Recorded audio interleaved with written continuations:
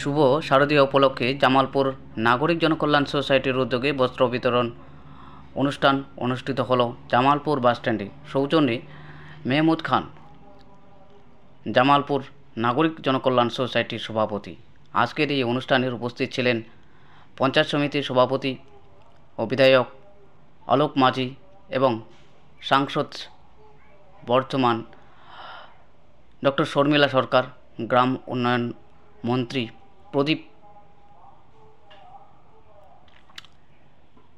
প্রদীপ বাবু, chairman Subhash মণ্ডল, আরও SDP ও SDO এবং BDO OC Rashbehari Haldar, এছাড়াও আরও অনেক ভিআইপি অনুষ্ঠানে উপস্থিত ছিলেন।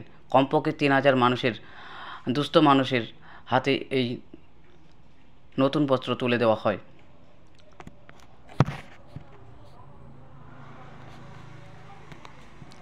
জামালপুর থেকে আশিস কুমার ঘোষের রিপোর্ট।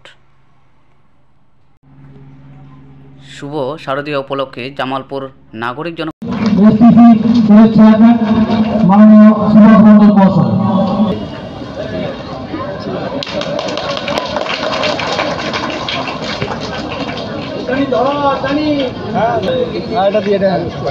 জামালপুর নাগরিক জনকল্যাণ সোসাইটির ঐকান্তিক প্রচেষ্টায় যে বস্ত্র উপহারের যে অনুষ্ঠান করতে হবে, এটাই ভাবনা এই দুর্গা পূজার। সকলে ভালো থাকবেন, নমস্কার। শুনছি এটা বলবো, মানে জনকল্যাণ সমিতি যেটা আছে ওনারা প্রত্যেক বছর যারা একটু সচ্ছল নন, দুস্থ, আর্থিকভাবে দুস্থ যে ফ্যামিলিগুলো আছে পরিবারকে প্রত্যেকবার পুজোতে বস্ত্র বিতরণ করেন, এটা আমি শুনেছি। তো এবার এখানে আসতে পেরে আমার ভীষণ ভালো লাগছে যে কিছু কিছু মানুষের মুখে হাসি দেখতে পেলে নিশ্চয়ই সকলেরই ভালো লাগে। সেরকমই একটা অনুষ্ঠানে আসতে পেরে এবং সকলের সঙ্গে ইন্টারাক্ট করতে পেরে, মানে কথা বলতে পেরে আমার ভীষণ ভালো লাগছে।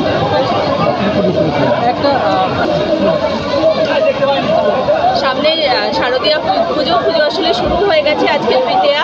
তো এখানে যারা মিডিয়ার লোকজন আছেন, খবর বাংলার যারা দর্শক, মানে তাদেরকে আমি জানাতে চাই যে পুজো খুব ভালো করে কাটুক এবং যারা মিডিয়ার কাজকর্ম করছেন তাদেরকে প্রত্যেককে বলবো যে আপনারাও ভালো করে পুজো কাটান এবং ঠিকঠাক খবর সকলকে পরিবেশন করুন। সকলে যেন সঠিক খবরটা পায়, এটা আপনাদের কাছে আমার আন্তরিকভাবে আমি আবেদন জানাচ্ছি এবং প্রত্যেকটা দর্শককে আমি শারদীয়ার শুভেচ্ছা জানাচ্ছি। Thank you. মেহমুদা আছেন, আমাদের অলোকদা, রাসবিহারী আছেন, আরও সকলে উপস্থিত এখানে সকলকে আমি আমার আন্তরিক শ্রদ্ধা জানাই এবং যারা আপনারা এখানে আছেন প্রত্যেককে আমি অন্তর থেকে আপনাদেরকে শ্রদ্ধা এবং শুভেচ্ছা জানাচ্ছি শারদীয়া উৎসবে। এই জামালপুরবাসী আমার ভীষণ কাছের লোকজন বলে আমি মনে করি, কারণ আপনারা যেভাবে পাশে থেকেছেন গত লোকসভার সময়, তো আপনাদের কাছে আমি চিরকৃতজ্ঞ। সেই কৃতজ্ঞতা আমার সারা জীবন আমি সাথে নিয়ে যাবো এবং আপনাদের পাশে থাকবো, এইটুকু আমি বলতে পারি। এবং এই সামনে দুর্গাপুজো আসছে, সকলে যার যার মনে যা বাসনা আছে মায়ের কাছ থেকে চেয়ে নেবেন। আর আমাদের সকলের জন্য আছেন মাননীয় মুখ্যমন্ত্রী মমতা বন্দ্যোপাধ্যায়, তিনি আমাদেরকে সকলকে ভালো রাখতে সক্ষম হচ্ছে, সেটা আপনাদেরকে সকলেই দেখলে বোঝা যায় এবং আপনারা সেই জন্যই দিদিকে এইভাবে আশীর্বাদ করছেন, তৃণমূল কংগ্রেসকে আশীর্বাদ করছেন। তো আপনাদেরকে সকলকে আমি আগামী যে শারদীয়া উৎসব আসছে তার শুভেচ্ছা জানিয়ে এবং ভালো দিনগুলো কাটুক এই কামনা করে আমি আমার বক্তব্য শেষ করছি। সকলে ভালো থাকবেন। আপনারা ধীরে ধীরে আপনারা লাইনে দাঁড়াবেন বা একটু ধৈর্য ধরুন, তাহলে অবশ্যই আপনাদের জন্য এই ব্যবস্থা।